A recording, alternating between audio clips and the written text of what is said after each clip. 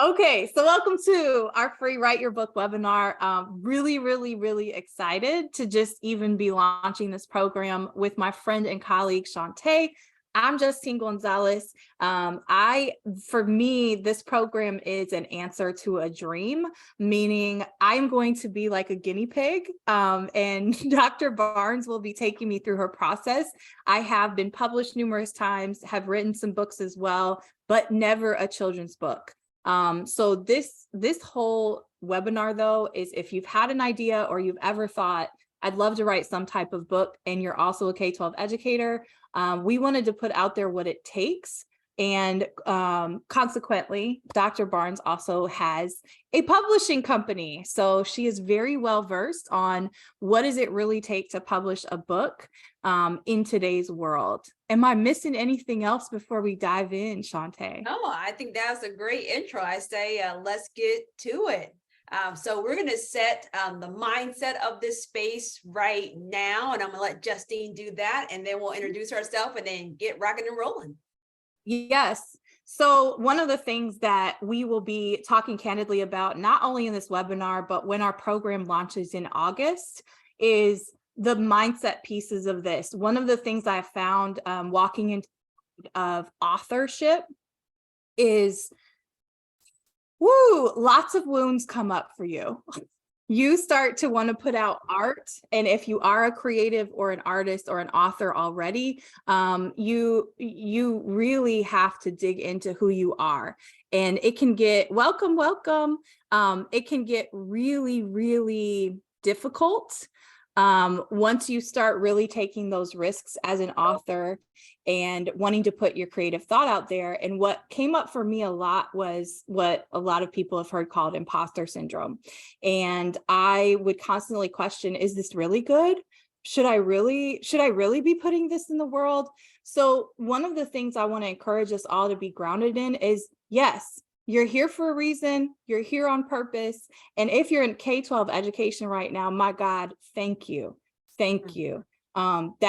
That's what it is. And so because that has historically been both mine and Shantae's entire experiences professionally, of course, we're serial entrepreneurs too and dabble in a lot of hobbies, but through and through, we are both actually like reading teachers. And I know you have a heavy library background on top of that, as far as understanding multilingual learners, so many things. But mindset wise, I want us to take 30 seconds. If you're driving, obviously don't close your eyes. If you want to close your eyes and you're in a space to do so, but we're just going to give like 30 seconds to think about if you could write your dream book and what would it accomplish? What would it do? And try to envision a world where that happens and what you're doing, how it looks, how it feels, why it's important to you. And the biggest thing you're going to have to shut off is then those other narratives of like, oh, well, that's not possible, or I'm too tired, or nobody will listen to what I have to say. Like, so don't even entertain any of the negative thoughts, but just think. Some people call it pie in the sky. I call it that should be your goal, right? When you look at something you want. So take the next 30 seconds and just envision if you could write the perfect book for yourself and to share with the world. What are your ideas with that? And how does that look and feel? Maybe you're a person who wants to eventually become a full-time author. I don't know. Is your book online for kids to read?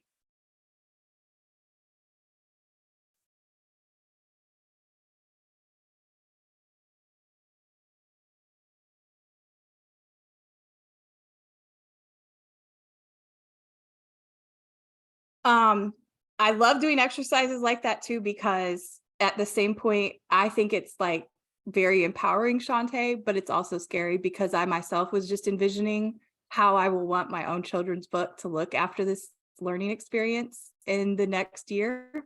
And I immediately started going, oh, well, who will buy that?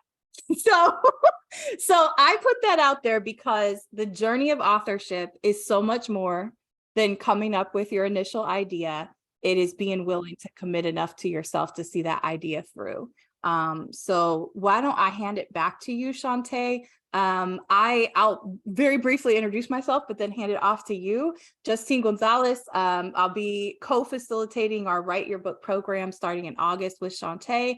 I run and operate a consulting firm called Educator Aid Incorporated, previous teacher, principal, superintendent, done a lot of the things, and now I get to work with K-12 schools across the country, as well as do some authorship work and things of that nature. So I will pass it off to my colleague and friend, Shantae. Well, thank you all for being here this evening, because I know there's so many things that's pulling out our attention. And I just thank you all for taking the time to do something for you, because many times as educators, our lives is centered around doing everything for everyone else. And so for you to stop and say, hey, this is something I want to do for myself, I really, really appreciate that. And I know how hard that is. Myself, I also have a consulting business, Blazing Brilliance, where I work with different schools, whether it's in Indiana or different universities. I also founded Brave Brother Books with my husband. You will see down there on our logo, that logo was based on our identical twin sons. So his name, they actually picked the name of our company. So that's why they're on the logo. And when we think about Brave, we're just thinking about people kind of, when you write a book, you're putting yourself out there, even if the book's not about yourself. And so when I asked my boys, like, why do you choose that name? They said, it's kind of scary to write and publish yourself. And I'm like, that's really cool. So as you guys know, children say things that just blow our minds all the time. I'm also the editor-in-chief of Indie Kids Winnie. We just rebranded ourselves in March. We've been around since 2016.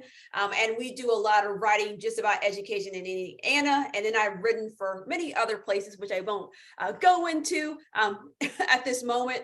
But rest assured, this is what we love. This is what we do. And writing is our thing. So let's get into it. The very first thing you need to know is what your why is. Like, why are you writing a book? And education is like, oh, here we go with that. What's your why? But it's really important because there's so many reasons why we want to write a book. I've talked to so many authors. So some people say, like, I want to leave whatever job I have and I want to become an author. So their why is to write books in a way that they can replace their income and live off that income. So that's one lane of publishing a book. The other lane could be, especially with educators, well, for me, part of the reason I started this company, I was an English teacher for over a decade, literacy coach, co-led a middle school. And a lot of times the stories I wanted, they didn't have all the things that I felt like the students needed. And so I wanted to stop writing. I would write a lot of pieces about, we diversify the curriculum, all that type of stuff. But at some point you have to stop talking about the problem. You have to start doing something about the problem. So for me, when I thought about books, it's like, how can I fill that gap of what teachers need in their classrooms? So some people just want to write a book so their students can read books that they've written, because we know what the standards are. And sometimes you have a book that we really love and it's like, oh, that really didn't hit all the standards I wanted to hit. So, and not that everything's about standards, as we know, but there are certain things that, time is so limited. The other thing, it could be, well, I want to have a book as a platform to maybe get speaking jobs or to be able to present more, because I tell people your book is kind of like a business card. So if you go speak somewhere, then you can also sell your book.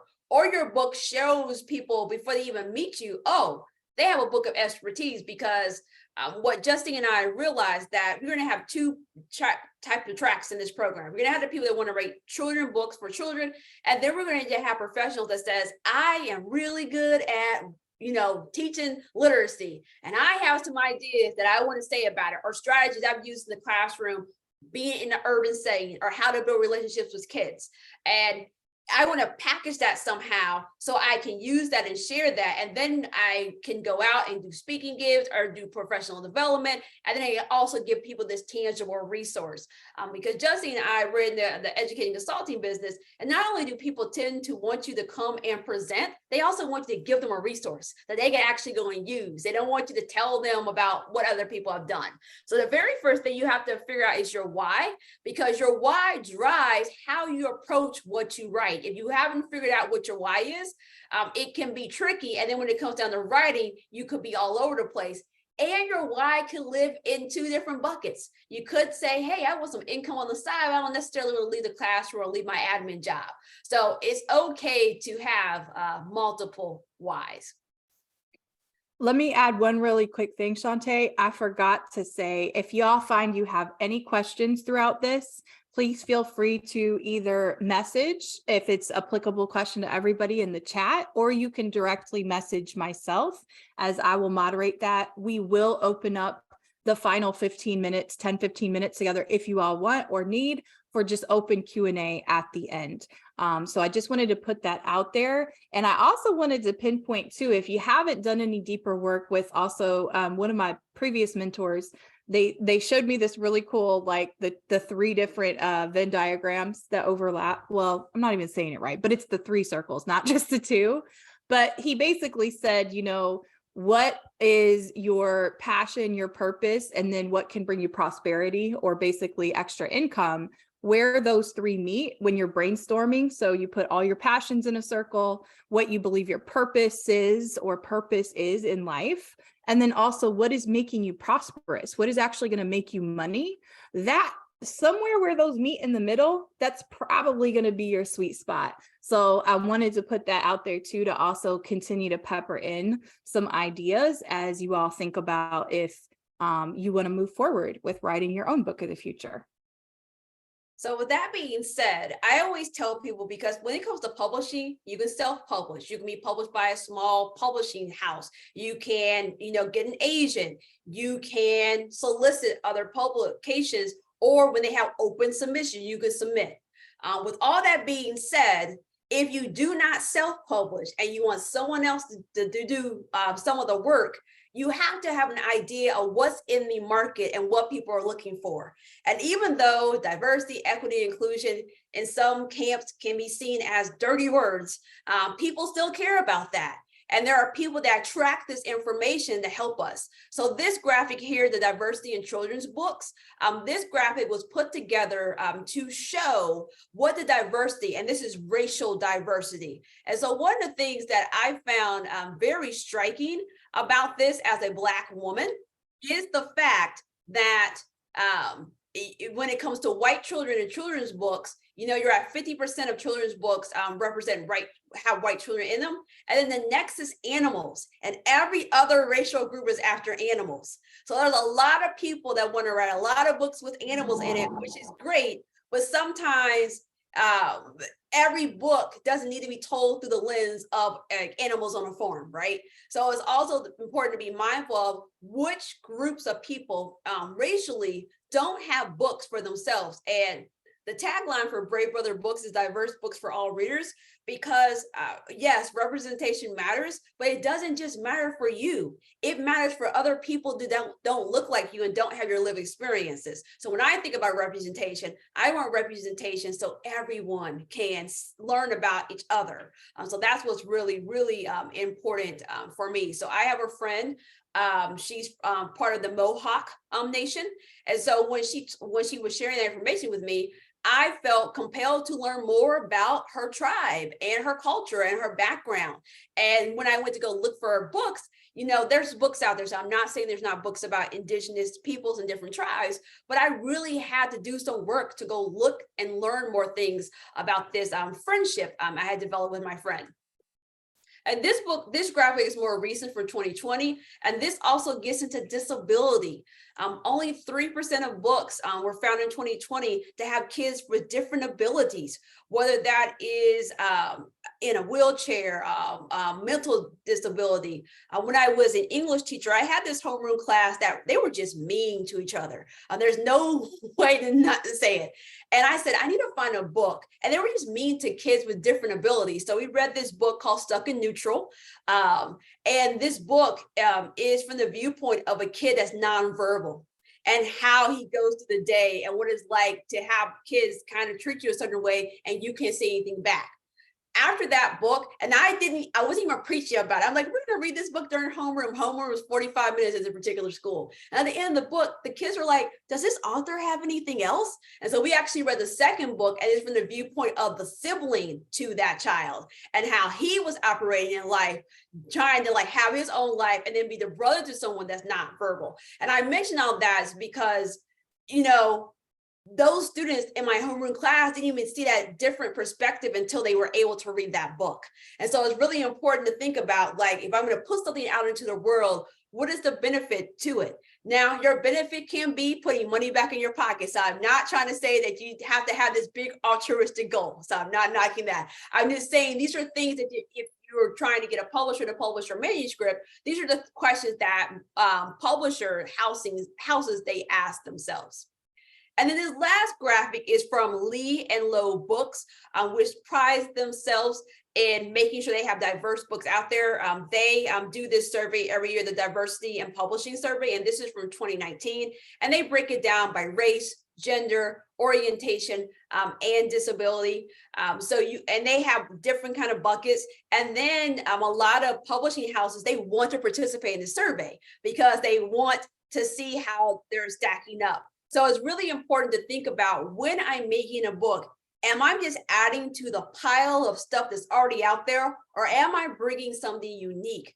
And the books that kids tend to gravitate towards are there things that have like an interest that they have, like maybe it's sports, maybe it's a certain topic, or that's something that's new new on the scene. Justine, it looked like you wanted to say something. Okay. No, I just, I think it's so important just to kind of marinate on the data that we have. I think that, again, to your point, I think it's an important thing to consider what books meant to you growing up, and perhaps even if they didn't have a major role. And if you all have seen me and Shantae's podcast or anything like that, we are both obsessed with books. We were both privileged enough to be introduced to books and reading at a very young age by our parents. And it's an incredible gift. And I will also say that is not a lot of kids' stories, including a lot of teachers I work with. There are many teachers, even in like staff surveys, who are like, yeah, no, I don't read regularly, or I don't like to read regularly. And we have to start asking ourselves, well, why is that? And then also, what were the books that really sparked your interest as a kid?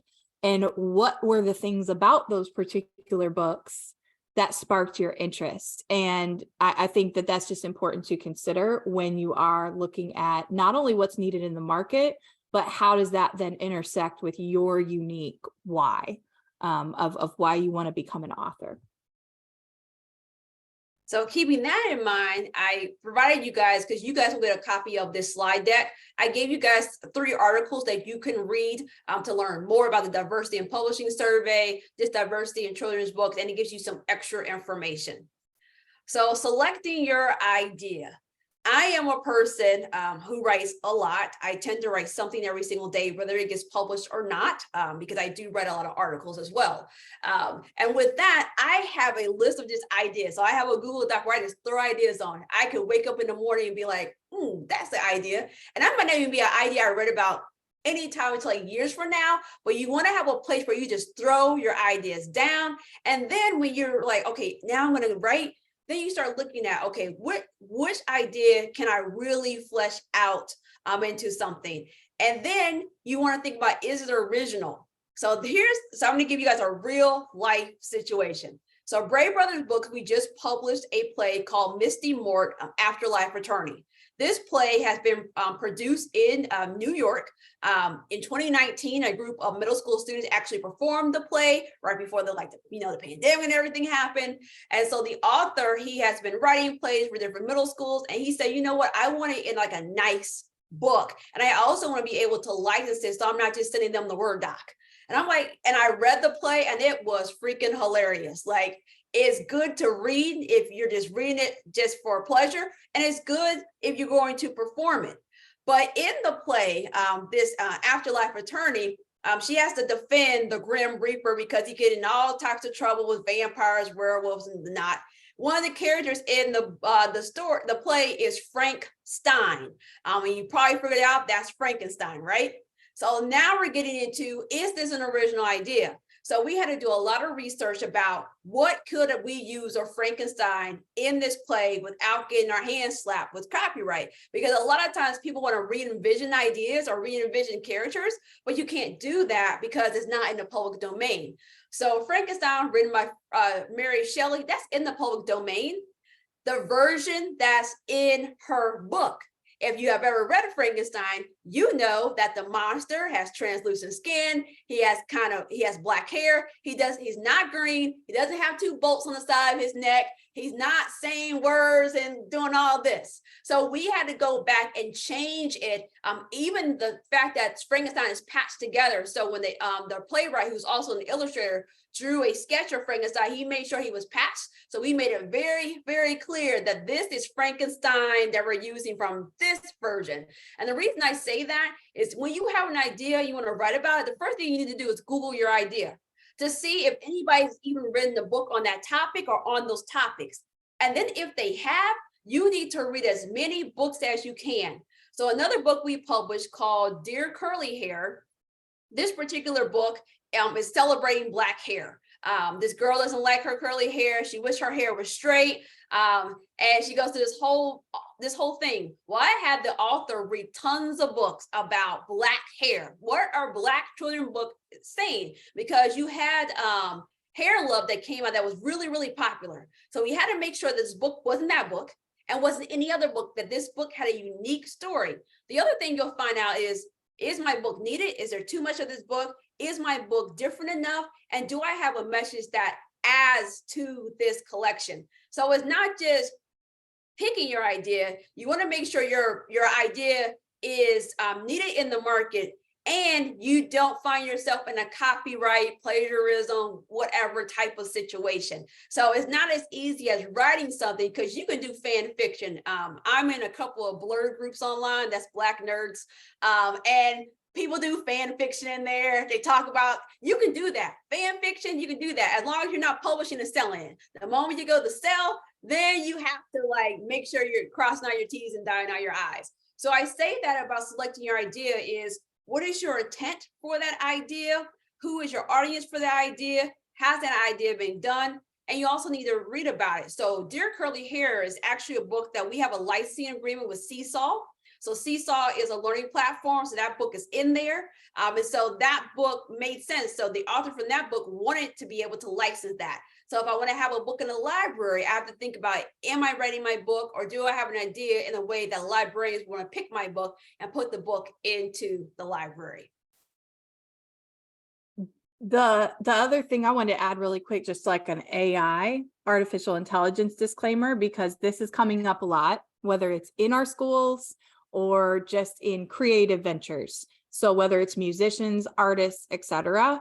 I think one of the questions that definitely comes up for people is like, oh, there's two different things I've seen, at least on social media, where people say, oh, well, it's so easy to just write a book using AI. So there's that thought process, which is already can be very problematic. And I'll get back to that in just a minute. And then there's the other thought of, oh, well, I don't need to be an author. Why do we need more authors if AI can do all of this?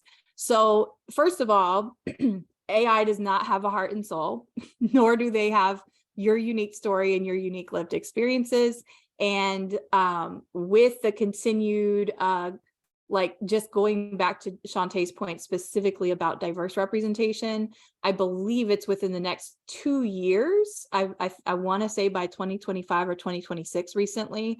Actually, even in the United States, first of all, white is not the global majority right now, as far as if we're looking at just race, but also in the United States, that is going to shift. So you're going to have multiracial, multi-ethnic, that will become the majority populace in the United States, as far as even representation within the next few years. So that, as far as people and humans needing to see story and learning from story and learning from the human experience, I think more than ever, we need authentic authors telling their stories. The other piece of that with AI is, please keep in mind that anything or anybody out there who is scamming or saying, oh yeah, write your book with AI or whatever, that is actually public domain and copywritten to those different platforms. So you can't actually cut the corners. It's like, right, all the different sayings and old adages, there's levels to this, but there's truly, you can't just skip those steps and not expect to have some type of ramification for it, I suppose, is, I don't know. I'll get off of that. But Shantae, I just wanted to put that out there too, because I'm seeing a lot of people more and more kind of almost say, well, what do you need me to write for? Or scamming and feeling like, oh, I've created this. No, you haven't. And you actually can't copyright it either. Would you add anything else just about that specific component? I would say we've already had people submit manuscripts that are clearly been written by AI. And I'm an English teacher and I talk to people all the time. They're like, well, how do you know? And I tell people AI writes things, well, the stuff I've seen in the format of a elementary teacher teaching someone. So it's like, here's my topic, here's some details, here's a concluding statement. It's very robotic and it's not natural. And I also understand the whole thing of about embracing technology, right? So if I go to ChatGPT and I put something in there, I'm like, okay, I'm trying to rephrase this sentence. I understand that to a certain extent, but if you're using it to write your whole thing, it's easy to tell. I've always been able to catch it every single time because it's just not natural speech. And then to your point, Justin, about the human experience, one of our books, my family trip to the Smoky Mountains, that particular book, it's just about a Black family going to the Smoky Mountains. And a lot of people like that book because they're like, I do a lot of stuff about traveling in my classroom, but I don't have books with diverse people. So it doesn't have to be like a civil rights protest book. It just could be someone of a different background, just living their everyday lives. And so I think that's the other thing that people need to know. So when it comes to developing your idea and making a plan, once you nail down your idea, you got to do your research and also this is not a linear process. So you're going to do your research to nail down your idea. As you're working on your idea, you're like, ooh, maybe I should look that up. Is this the exact way this happens? You need to have time to develop what you're writing. You need to have a process, whether that process is every single Friday, I'm going to write for 1 hour. And because I write every single day, I have pretty high writing stamina. So like, I'll sit down and I will say, I'm writing. And now sometimes I'll write 2 sentences, but at that time that I said that I was going to write, even if that means I'm sitting at my computer and I have only written 2 sentences, I have started creating that habit. And so I'm in the habit of writing every single day, which is why I write every single day. I'm not saying you need to write every single day, but you have to build a habit because once you build that habit, you will get to completion. And I know we're going to get close to, I want to make sure we have time for questions and answers. So I'm going to get to this most important part is the actual process. So once you have your complete manuscript, which we will take you guys through many of the steps about how to develop character. So your characters need to develop, they need to change. There should be a change in your character. When people send manuscripts in or send me short stories and the character is the same, it's like, what was the point of your story? It was just a day in your life. If I'm going to read a story, I want the character to change, to have moved me. Your plot has to have a beginning, middle, and end, and then you need to have subplots to get to the end. And you have to have a conflict. I can't tell you how many manuscripts I've seen where it's a children's book and there's no like, what did we learn? What was the conflict? Or what was the purpose of your book? You just said a whole bunch of stuff. If I'm writing a professional book, what is the tangible thing you gave educators that they can take your book and go do? There's all these good feel-good books, which we need those. So if that's what you're going to write, that's cool. But if I'm going to write a guide about my expertise, I need to be able to put your book down and actually go do the thing that you told me about. It can't just be about your experience, which there's a time and place for that. But that's the purpose. So the reason we wanted to take you guys through the rest of the process is because this is the part that people don't understand. They think it's just about the manuscript. The program that we're going to launch in August is going to get you the completed manuscript, but we thought it was super important that you knew the rest of this process. So if you go through our program and you get your completed manuscript and you don't want to stay with us to get to the publishing part, you can go do you and you know this information. The next thing is the editing and revision, and that's multiple times. So right now I have 2 authors that are at this stage. So right now, both of these authors, they have been edited twice and had to revise twice. And that was just in-house editing. Then there was external editing. So like one of the stories that we're producing right now has a Christian lens. So we are brought in a Christian-based author, editor to kind of look at that to make sure that stuff is correct. Another book we were working on, we had it translated into Spanish, but the characters are Black. And so we brought in an Afro-Latino expert to look at the translation of the Spanish to make sure that it was said right. So I recently saw Across the Spider-Verse, and I was following different Puerto Rican people online talking about how they really appreciated the nuance in the Spanish that was used by the mom and the different characters, that it made it really feel like she was Puerto Rican and not just a generic Latino. So when it comes to editing, based on what your topic is, you're going to have your in-house editing. Then they're going to bring in an expert editing. So when we did Misty Mort, we brought in a theater expert who knew theater drama plays, as if you're reading it in the classroom, and also if you're performing it, to make sure that the scenes made sense for scene changes and blocking. So that process goes multiple times. And that's when people feel like, I'm never going to get to the end. I got to revise again. I got to revise again. But this is the most important part. And the next part is bringing your story to life. If there's illustrator, or if there's photographs. Some people want to provide their own photographs, and then they find out that your lighting wasn't right. You weren't zoomed in enough. Your pixels weren't enough. So when it's reprinted, it's kind of blurry. So there's that whole process. And then with illustrators, typically companies will get a few illustrators. They'll send up a mock-up of the main character, the protagonist, let the author see it, and then they can kind of pick. And then some authors are like, I don't want to know nothing about the illustration, just bring my story to life. I suggest you have some input on it because you might have comments later. Then after that, you title your book and you do your book cover summary. And you're probably wondering, like, Shantae, you saying we're going to wait all the way down here to make the title? The reason I say that, based on the illustrations, based on what your final manuscript looks like after the editing, you might want to change the title. So I always tell people, don't be tied to your title. Dear Curly Hair, full title originally was Dear Curly Hair, I Love You. The whole punchline of the book is that the girl falls in love with her hair. And all the beta readers were like, why did you tell us the moral of the story in the title? So we chopped off the end of the title, and that didn't happen until after like the book was really put together. Don't be so tied to that. Then after you do your book cover summary, that's where you can get your ISBN, your LCCN. And why you do this last is there's only one company in the United States that issues IBSNs, and that is Broker. A lot of times you'll see online, buy this ISBN, or this ISBN is free. Well, if you do that, whoever brought it from Broker, because that's where they brought it from, they now own your book. So it's super important to understand that. But when you apply to the ISBN, you have to put in your book cover summary. So that's information they need in their databases. So when librarians go in to search for books, they may be sitting there, because I was a librarian. And when we would go into the system, we would say, I want books about kids in wheelchairs. So you want to make sure your book cover summary has those keywords. So when the librarian goes in the search for your book, that comes up and hits. And then you have to have your ISBN before you apply to get your Library of Congress control number.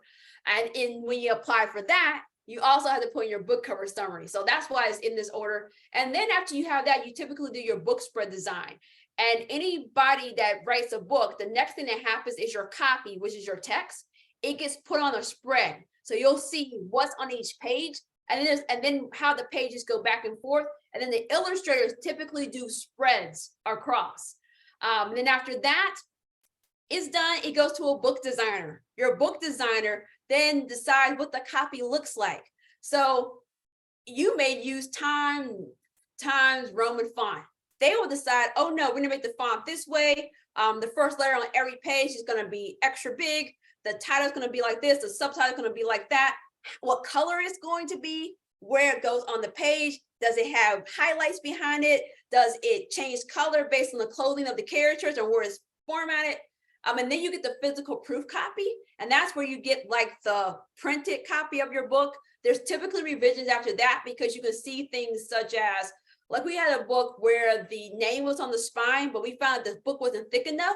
So we had to send it back and take the name off the spine and change it and shrink it down.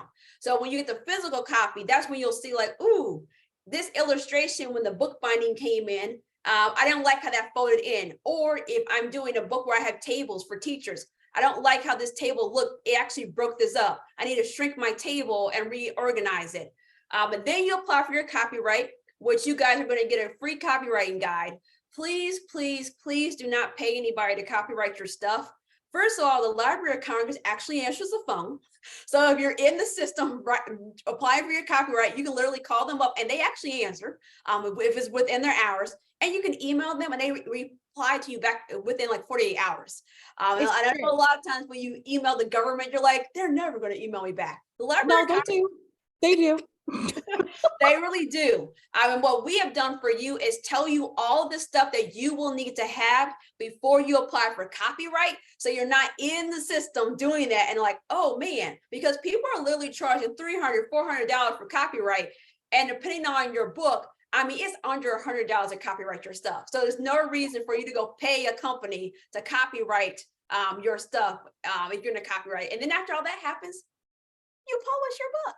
So I know that was a lot of information for our program is really designed to get your completed manuscript, to get you at the stage of whether you want to submit it to a company, get an agent, self-publish, because some people are like, I want to get my own LLC and self-publish under that.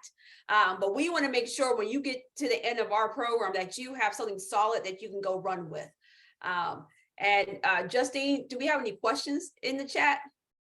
I don't think we have any questions in the chat. Momentarily, we will ask if anybody wants to come off mute and ask questions too. But when you look at this list, one of the things I just want to reiterate, having lived this process a few times, and especially just to point out details, especially if you're like, well, character development, I want to write a book about how teachers need to be teaching math.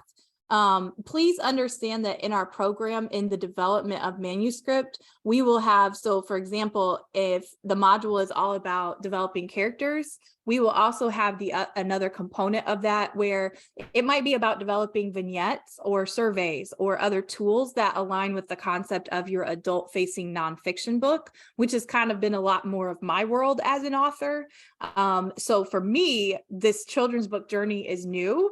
And though they might have a little bit different steps, our program, Write Your Book, is all about for next school year, basically from August to May, you are going to be with a group of other like-minded people where you will have milestones, and we want you to come out already done with your manuscript, a completed manuscript, because those first two bullets, those bullet points, that editing and actually just getting started and having others who will hold you accountable, like, oh crap, I'm supposed to be to this point for our January call, and we're going to have feedback circles. That is how Shantae and I want the program to be, very much learning together. And we are going to start with just 10 spots. So after we open for Q&A, we're going to be following up not only with the replay link of this, but with I think it's over 20 pages from Dr. Barnes of her copywriting guide that she's giving you all for free.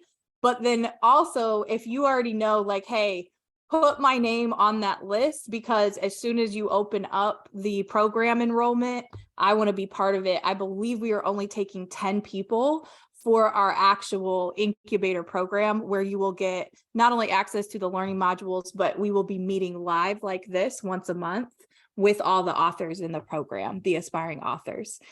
Did I miss anything logistically, Shantae, about... I think part of our goal too is that we know for so many of our colleagues that are still in school-based roles, these past few years have been incredibly difficult. And they've been incredibly difficult for us in different ways too, as consultants in education. But the biggest thing is also, hopefully it's also a space where you find some joy in your own personal hobbies, in your own personal growth, to be like, okay, this is my writing time. I get to look forward to my writing time every month, but then you're also producing your manuscript, hopefully for your future book.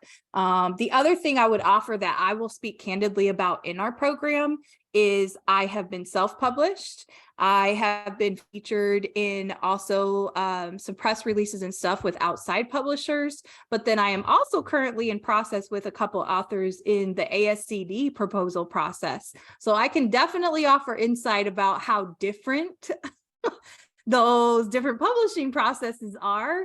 Of if you want to go the route of self-publishing, there's pros and cons. If you want to go the route of working with a bigger publishing where you submit proposals like ASCD or Solution Tree. And then of course, Dr. Barnes, which is a very much more hands-on, smaller publishing house, but you're also getting a lot of value. So, okay.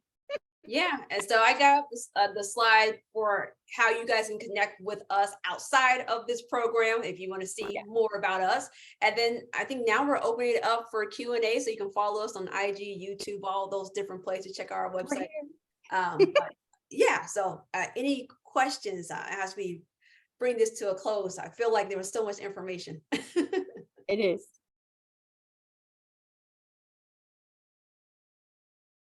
You know, we're all educators. We'll exercise wait time.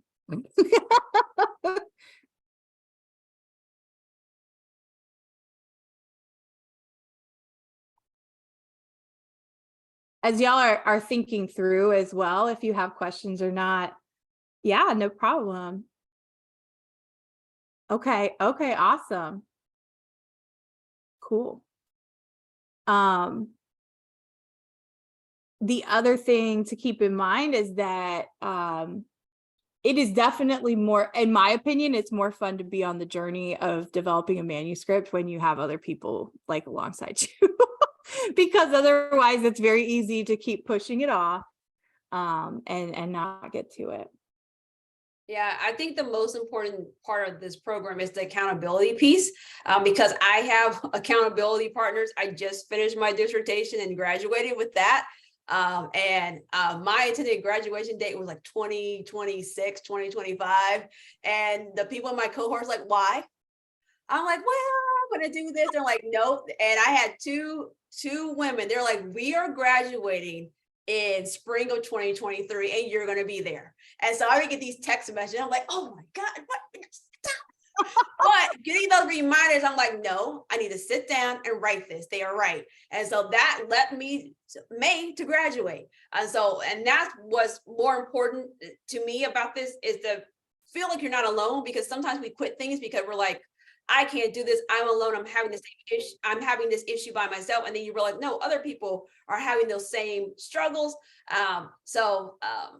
Yeah, I think that's what I want to add. Like that accountability piece is probably the most important piece of our program, and to be able to get feedback, because one of the reasons I was really excited to do this program was Justine. I get asked a lot about how can I write a book? And on my end, I do a lot of like getting the books published. And so people are like, well, can you do something where you show us how to get the manuscript to submit to different places? And so when Justine and I were talking about this, I'm like, yeah, I've been asked so many times, yeah, let's do this. So yeah. And then we have EJ, if you want to come off mute, I see that you have a hand raised. Hi, ladies. Thank you so much for sharing all of this information. I know Dr. Barnes, so I just have to say, hey, girl, hey. Hi. My question, I guess, my question is, okay, so for example, with my book, I originally wanted it to be out by my birthday, which I just had, June the 4th. And obviously it is not, because happy birthday. Thank you.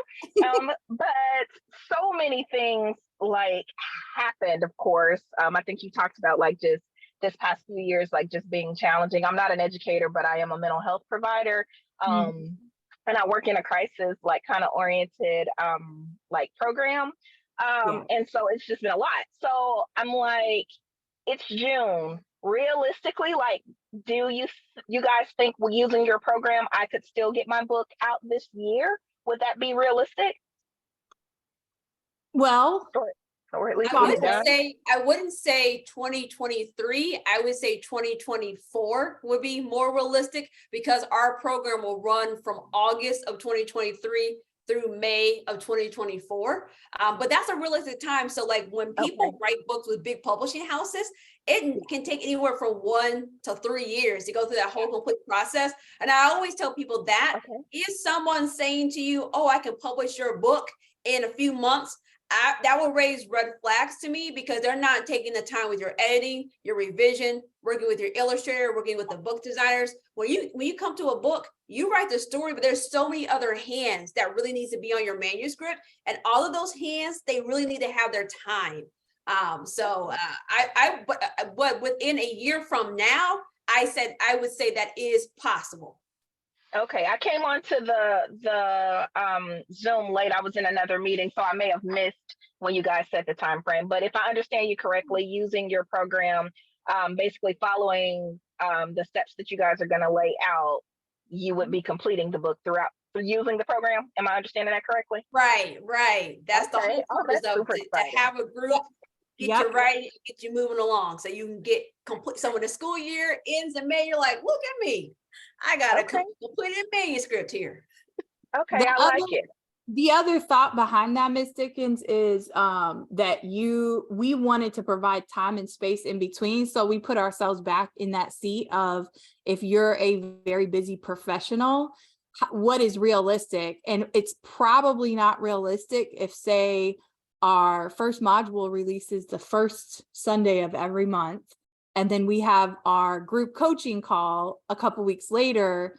We still all need that time and space in between to take action with, like, if module 2 is all about character development and you're coming up with your character ideas, you're going to come back and present them to the group coaching, right? And get feedback. That we actually need those couple weeks in between, which is why then it coincides with, there are those monthly milestones, so that essentially by the end of the next school year, you will have that completed manuscript, so you can decide, well, do I want to publish with Brave Brothers and send them a proposal? Do I want to self-publish?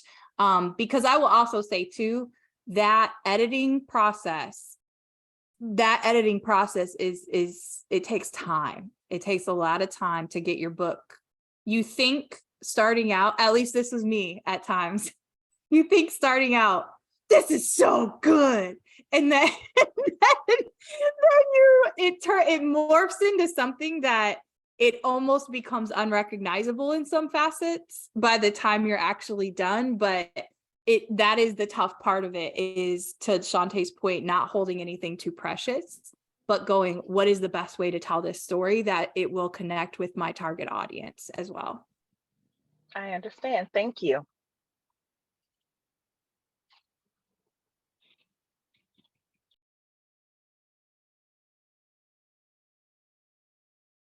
You are also welcome. Other questions? And if your questions aren't coming to you now, feel free to contact us and we can follow up with you that way. So no worries. Yep. What are you thinking over there, Dr. Landrum? Your backyard view looks beautiful. You get to be outside. I'm putting you on the spot since I know you.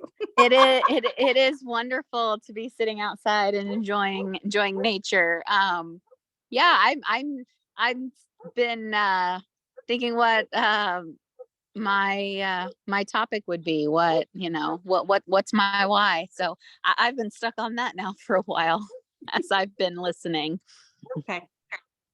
She has a deep roots in library background too, Shantae.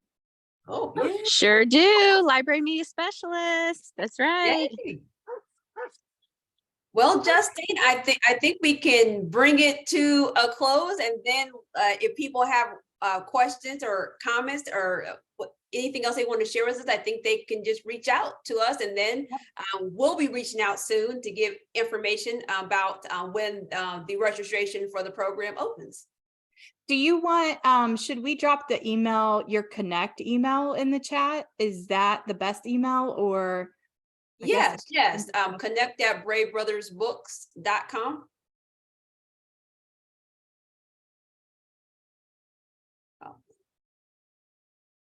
So if you find that you have very specific questions, feel free to go there, but we will be sending our entire registrant list We know many people with your busy schedules could not join live, but we thank you to those of you who could pop on, spend some next couple weeks digesting this. In the next week, our team will send you the replay, the slide deck, as well as the copyright guide. So you're going to have some things to really marinate on. To Dr. Landrum's point, please take your time, consider, and then we will also send the details for actually signing up. We will have the cart open for, I think, a couple weeks and then get started in August. So you've got some weeks to kind of think about it and digest or go back and watch this. And we just thank you all for showing up for yourselves. Yeah, thank you. We appreciate it. Take care. See you all soon.